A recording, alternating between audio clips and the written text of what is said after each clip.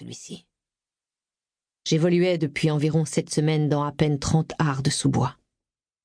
On en fait vite le tour, et il n'y a pas assez à manger. L'espace était bien trop réduit pour un loup de ma taille. Je n'avais jamais passé autant de temps dans ma peau de loup. J'étais devenu un animal sauvage que seule ma pensée d'humain rattachait à la réalité de ma vie. Mais je savais très bien ce que je faisais. Être une bête me permettait de me détourner de mes responsabilités. Je me laissais vivre, ou mourir. Mourir de l'intérieur. Anna. Penser à elle me rendait malade. Je ne la retrouverai jamais. Je l'avais définitivement perdue. Anna était un foutu ange noir. Pourtant, je ne me résignais pas à la laisser.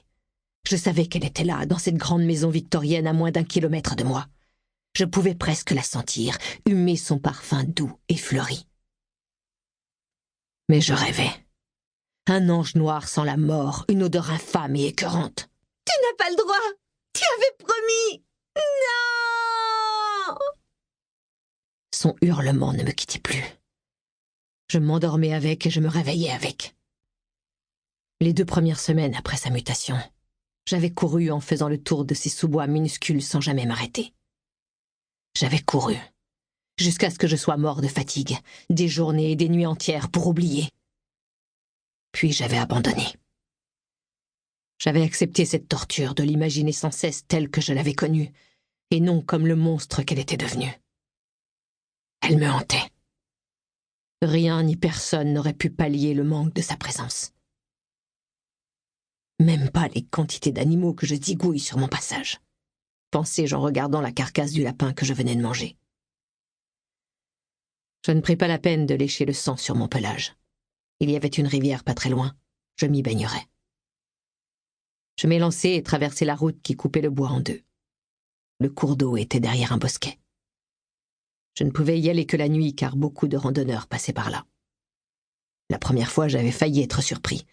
Je n'avais pas fait attention à la présence des 2 humains qui batifolaient amoureusement, enfoncés dans les herbes hautes, à l'orée du bois. La femme m'avait remarqué, alors que son compagnon lui expliquait que les cervidés étaient très nombreux ici. Comme s'il savait de quoi il parlait. Depuis, je ne venais au bord de la rivière que pendant le crépuscule ou plus tard, lorsqu'il faisait noir. J'entrais lentement dans l'eau, appréciant sa fraîcheur. Je m'allongeais et roulais sur le dos pour me frotter aux cailloux.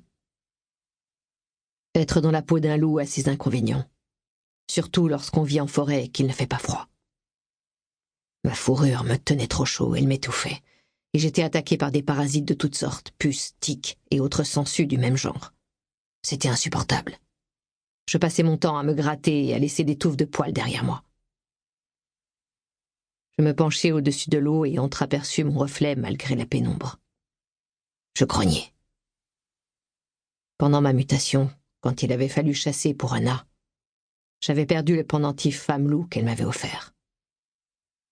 À mon retour, trop horrifié par la vision d'Anna se nourrissant du sang de l'animal, j'avais oublié de le récupérer.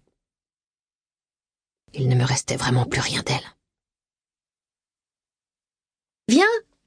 La rivière est par ici !» cria une voix féminine. « Encore des randonneurs! Il fait bientôt nuit, bon sang, ils ne vont pas aller se coucher !» Je sortis de l'eau en m'ébrouant avec force et courus rejoindre les sous-bois avant d'être repéré. J'avais encore faim, mais plus aucune envie de chasser. Je décidai de me réfugier là où je m'abritais pendant les longues heures où je ne chassais pas. J'avais réussi à aménager un petit coin où j'étais à l'abri entre de grosses roches entourées de ronces qui pointaient dans la forêt. J'arrivai devant les haies de mûriers sauvages. Je pris mon élan pour sauter par-dessus et atterris sur les rochers. Je glissai dans la large faille qui les séparait et m'installai, en boule, sur ma couche de fortune. Un tapis de feuilles et de brindilles. La tête sur mes pattes avant, j'essayais de me reposer. Mais je cogitais trop. Sans cesse, mon esprit courait un marathon perpétuel. Quand tout ceci allait-il finir par se calmer? J'entrepris de compter dans ma tête pour penser à autre chose qu'Anna. 1, 2, 3, 4. Pour continuer à écouter ce livre audio gratuitement, cliquez sur le lien dans la description et vous pourrez l'écouter en entier sans frais grâce à l'essai de 30 jours d'Audible.